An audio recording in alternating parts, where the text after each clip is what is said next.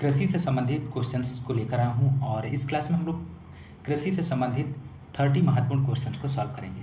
दोस्तों, यदि आप हमारे चैनल पर नए हैं और इस चैनल के साथ जुड़ना चाहते हैं तो आप हमारे चैनल को सब्सक्राइब कीजिए, लाइक कीजिए, शेयर कीजिए। दोस्तों, आइए शुरू करते हैं आज के इस क्लास के क्वेश्चन नंबर फर्स्ट से। क्वेश्चन नंबर फर्स्ट है, डॉक्टर बी कुरियन किस क्षेत्र से संबंधित हैं, आपको बताना है। तो यहाँ पर दोस्तों इस क्वेश्चन का राइट आंसर हो जाएगा ऑप्शन बी, डेयरी दुग्ध उत्पादन से संबंधित है। राष्ट्रीय डेयरी विकास बोर्ड की स्थापना डॉक्टर वर्गीस कुरियन ने की थी और श्वेत क्रांति के पिता के रूप में भी इन्हें जाना जाता है। और ऑपरेशन फ्लड का जो प्रथम चरण की जो स्टार्ट हुआ था 1970 से 1981, आप लोग ध्यान रखिएगा। ऑपरेशन फ्लड का द्वितीय चरण 1978 से 1985। ऑपरेशन फ्लड का तृतीय चरण की शुरुआत हुई थी 1987 से 1994। तो आप लोग इस जानकारी को भी ध्यान रखिएगा, महत्वपूर्ण जानकारी है। अगला क्वेश्चन नंबर सेकेंड है, मुंह पका खुरपका रोग किसके द्वारा होता है, आपको बताना है दोस्तों। तो यहाँ पर फर्स्ट ऑप्शन दिया गया है विषाणु, ऑप्शन बी है जीवाणु, ऑप्शन सी है कवक, ऑप्शन डी है प्रोटोजोआ। तो यहाँ पे राइट आंसर हो जाएगा खुरपका मुंहपका रोग विषाणु के द्वारा होता है दोस्तों। ऑप्शन ए यहाँ पे राइट आंसर हो जाएगा। विषाणु जनित रोग खुरपका मुंहपका होता है। चेचक, पशु प्लेग, ये सभी जो है विषाणु जनित रोग हैं। जीवाणु जनित रोग जैसे थैलेला है, क्षय रोग होता है, गिल्टी रोग और गला घोटू। तो कवक जनित रोग कौन कौन से होते हैं, दाद होता है, ब्रूडर होता है और निमोनिया होता है। प्रोटोजोआ जनित रोग कौन से होते हैं, मलेरिया, किलनी ज्वर होता है और लाल अतिसार होता है। दोस्तों आप लोग ध्यान रखिएगा, महत्वपूर्ण जानकारी है आपके एग्जाम के लिए। नेक्स्ट क्वेश्चन नंबर थर्ड है, भैंस का दूध अच्छा स्रोत है, किसके लिए अच्छा स्रोत है, किसका अच्छा स्रोत है, आपको बताना है दोस्तों। तो राइट आंसर हो जाएगा कैल्शियम और फास्फोरस के लिए सबसे अच्छा स्रोत माना जाता है। ऑप्शन डी राइट जवाब हो जाएगा दोस्तों। अगला क्वेश्चन नंबर 4 है। क्वेश्चन नंबर 4, अंधकार अभिक्रिया किस में होती है, आपको बताना है दोस्तों। ऑप्शन ए है ग्रैना, ऑप्शन बी है स्ट्रोमा, ऑप्शन सी है कोशिका द्रव्य, ऑप्शन डी है रिक्तिका। तो यहाँ पर राइट आंसर बनेगा इस क्वेश्चन का दोस्तों ऑप्शन बी, स्ट्रोमा में होती है। अंधकार अभिक्रिया स्ट्रोमा में होती है। अंधकार अभिक्रिया स्ट्रोमा में होती है। इसके लिए प्रकाश की आवश्यकता नहीं पड़ती है दोस्तों। इस अभिक्रिया को सर्वप्रथम FF ब्लैकमैन ने बताया था, आप लोग ध्यान रखिएगा, महत्वपूर्ण प्रश्न है। अगला क्वेश्चन नंबर 5, माफ कीजिएगा 6 क्वेश्चन नंबर है। सीक्वेंस, मृदा स्वास्थ्य कार्ड योजना किस वर्ष में शुरू की गई थी। तो राइट आंसर हो जाएगा इस क्वेश्चन का ऑप्शन ए 2015 में। मृदा स्वास्थ्य कार्ड योजना 17 फरवरी 2015 में प्रारंभ हुई थी। प्रधानमंत्री फसल बीमा योजना जनवरी 2016 में प्रारंभ हुई थी। प्रधानमंत्री ग्राम सिंचाई योजना 1 जुलाई 2015 में प्रारंभ हुई थी।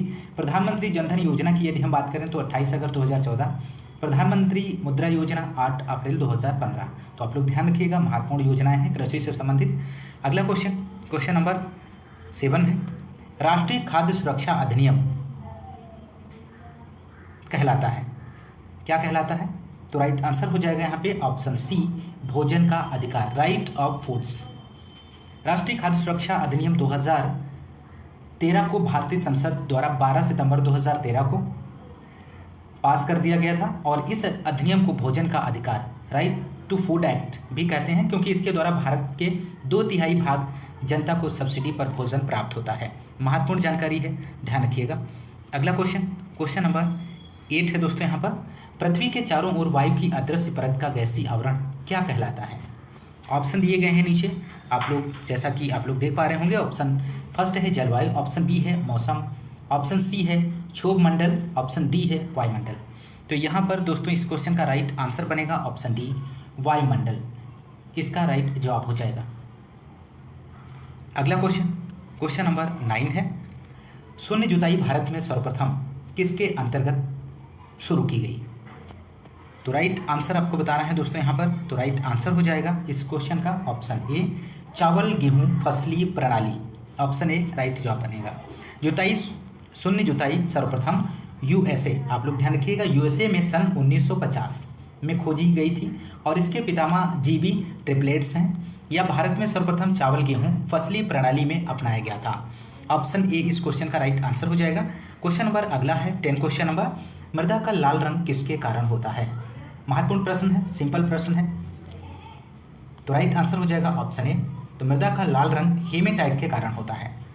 नेक्स्ट क्वेश्चन, क्वेश्चन नंबर 11 है, वह फसलीय प्रणाली जिसमें खेतिहर फसलें चारागाही फसलों के साथ उसी खेत में वैकल्पिक रूप में उगाई जाती हैं क्या कहलाती हैं दोस्तों? तो राइट आंसर हो जाएगा option D, ley farming. Ley farming कहलाती है, ऑप्शन डी यहाँ पे राइट जवाब बनेगा।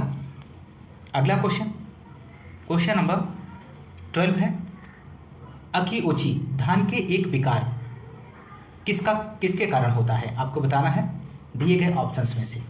तो राइट आंसर हो जाएगा दोस्तों यहाँ पर क्वेश्चन नंबर 12 का ऑप्शन ए, हाइड्रोजन सल्फाइड विषाक्तता, हाइड्रोजन सल्फाइड टॉक्सिटी के कारण होता है।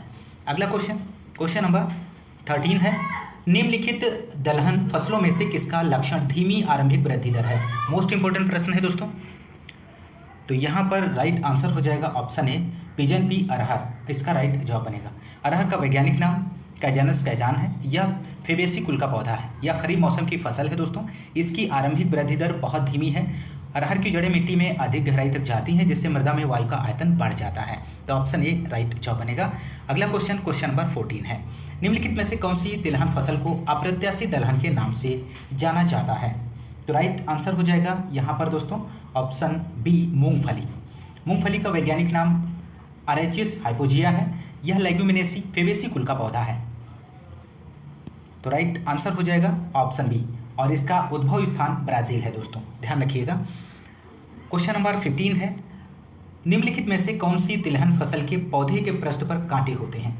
वेरी इंपॉर्टेंट क्वेश्चन है। तो यहाँ पर इसका सही जवाब बनेगा दोस्तों ऑप्शन सी, कुसुम इसका राइट जवाब हो जाएगा। कुसुम का वैज्ञानिक नाम कार्थमस टिंक्टोरियस होता है दोस्तों, और कुल की बात करें तो कंपोजिटी कुल का पौधा है और इसकी सतह पर कांटे पाए जाते हैं। इसे तिलहन फसल के रूप में उगाते हैं। इसका उद्भव स्थान की बात करें तो अफगानिस्तान है दोस्तों, यह रबी की फसल है। महत्वपूर्ण जानकारी है, ध्यान रखिएगा। अगला क्वेश्चन, क्वेश्चन नंबर 16, नाइट्रोजन का कौन सा रूप यूरिया में उपलब्ध होता है? आपको बताना है दोस्तों। तो यहाँ पर इस क्वेश्चन का राइट आंसर हो जाएगा option A, amide, right answer बनेगा। अगला क्वेश्चन, क्वेश्चन नंबर 17 है, सूक्ष्म जैविक क्रिया के माध्यम से उपलब्ध पोषक तत्व के रूप में अनुपलब्ध पोषक तत्वों में बदलने की क्रिया क्या कहलाती है? तो यहाँ पर ऑप्शन दिए गए हैं दोस्तों, आप लोग इस क्वेश्चन का राइट आंसर बता सकते हैं। इसका राइट आंसर क्या बनेगा? तो यहाँ पर राइट आंसर बनेगा दोस्तों इस क्वेश्चन का ऑप्शन ए, निसंचालन, इसका राइट जवाब बनेगा। अगला क्वेश्चन, क्वेश्चन नंबर 18 है, जैव पदार्थ अपघटन का अंतिम उत्पाद है, इनमें से कौन सा है? तो राइट आंसर हो जाएगा दोस्तों यहाँ पर ऑप्शन डी, इसका राइट जवाब बनेगा, ह्यूमस। ह्यूमस एक कार्बनिक पदार्थ है जो कि जैव पदार्थों के अपघटन से प्राप्त होता है। इसमें 40 से 45% लिग्निन और 30 से 33% प्रोटीन पाया जाता है और इसलिए इसे लिग्नोप्रोटीन कहते हैं। इसका CN अनुपात कितना होता है दोस्तों? तो CN अनुपात की अगर हम बात करें तो 10:1 होता है। अगला क्वेश्चन, क्वेश्चन नंबर 19, कौन सी जीन नाइट्रोजन स्थिरीकरण के लिए उत्तरदायी है? तो राइट आंसर हो जाएगा option A, nif gene, option A right जवाब बनेगा। दलहनी फसलों की जड़ों में गुलाबी रंग की गांठें पाई जाती हैं जिसमें राइजोबियम नामक जीवाणु रहता है जो कि वायुमंडल के नाइट्रोजन को जमीन में एकत्रित करता है, जिसके लिए निफ जीन उत्तरदायी होता है।